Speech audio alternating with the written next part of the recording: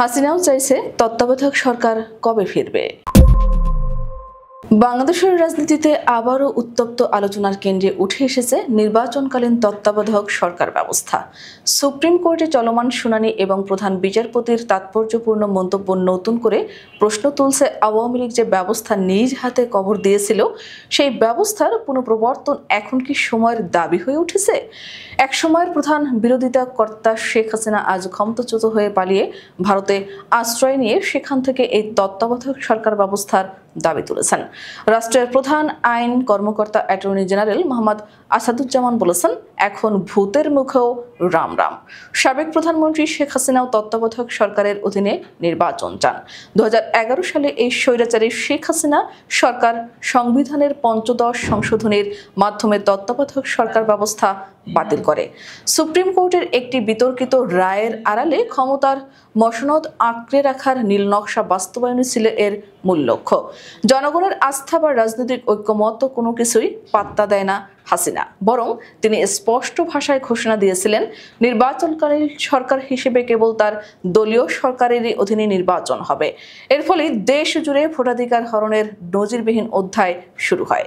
2014 সালে আওয়ামী লীগ বিরোধী দলকে নির্বাচন থেকে সরিয়ে দিয়ে একতরফা ভোট আয়োজন করে। দেশের অর্ধেক আসনে ভোটই হয়নি, আর বাকি অর্ধেক আসন ছিল ভুয়া ভোটের মহোৎসব। 2018 সালে একই নাটক আরো বড় পরিসরে মঞ্চস্থ হয়। দিনের ভোট রাতে হয়ে যায়, কেন্দ্রগুলোতে ভুয়া ব্যালট ভর্তি হয় এবং শেখ হাসিনা আবারও ক্ষমতায় বসেন। এই দুই নির্বাচনের মাধ্যমে জনগণের ভোটাধিকার পুরোপুরি পদদলিত করা হয়। আর 2024 সালের নির্বাচনে নিজের দলের ডামি প্রার্থী দিয়ে অবৈধ নির্বাচন সম্পন্ন করে শেখ হাসিনা। কিন্তু ইতিহাস বলছে, তত্ত্বাবধায়ক সরকার সারা দেশে সুষ্ঠু ও অংশগ্রহণমূলক নির্বাচন হয়নি। 1991 সালের পর থেকে ধারাবাহিকভাবে নির্বাচনগুলো তত্ত্বাবধায়কের অধীনে হয়েছিল, সেগুলোই জনগণের গ্রহণযোগ্যতা পেয়েছিল। এ কারণেই 1996 সালে বিএনপি ক্ষমতায় থাকাকালে শেখ হাসিনার নেতৃত্বাধীন বিরোধী দলকে সঙ্গে নিয়ে নির্দলীয় তত্ত্বাবধায়ক সরকার ব্যবস্থাকে সাংবিধানিক স্বীকৃতি দিতে বাধ্য করে। সেই হাসিনাই ক্ষমতায় গিয়ে প্রথমে সুবিধা ভোগ করেছেন, পরে রাজনৈতিক স্বার্থে সেই ব্যবস্থাই বিলুপ্ত করেছেন। আজ পরিস্থিতি ভিন্ন।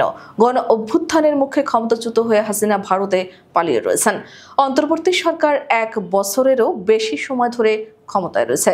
আদালতে যখন পুনর্বিবেচনার শুনানি শুরু হয়েছে, প্রধান বিচারপতি ডক্টর সৈয়দ রেফাত আহমেদের মন্তব্য দেশবাসীর মনে নতুন আশার সঞ্চার করেছে। তিনি বলেছেন, তিনি কেবল একটি সাময়িক সমাধান চান না, বরং এমন একটি স্থায়ী ও কার্যকর ব্যবস্থা চান যা দেশের গণতন্ত্রকে আবারও সংকটে পতিত হতে দেবে না।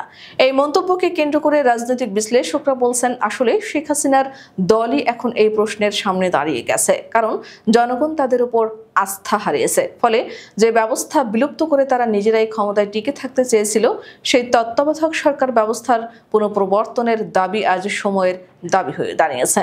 যদিও দেশে আওয়ামী লীগের কার্যক্রম নিষিদ্ধ করা হয়েছে এবং আওয়ামী লীগের সহযোগী সংগঠন ছাত্রলীগকে সন্ত্রাসী সংগঠন হিসেবে নিষিদ্ধ করা হয়েছে। আগামী জাতীয় সংসদ নির্বাচনে গণহত্যাকারী দল আওয়ামী লীগের নির্বাচনের কোনো সুযোগ নেই। আদালতের আগামী 21 অক্টোবরের শুনানির দিকে তাই সারা জাতি তাকিয়ে আছে। এই শুনানি শুধু আইনি প্রক্রিয়া নয়, বরং বাংলাদেশের গণতান্ত্রিক ভবিষ্যৎ নির্ধারণের এক যুগান্তকারী মুহূর্ত। আর এর মধ্য দিয়ে স্পষ্ট হচ্ছে যে হাসিনা একসময় তত্ত্বাবধায়ক ব্যবস্থাকে ধ্বংস করেছিলেন।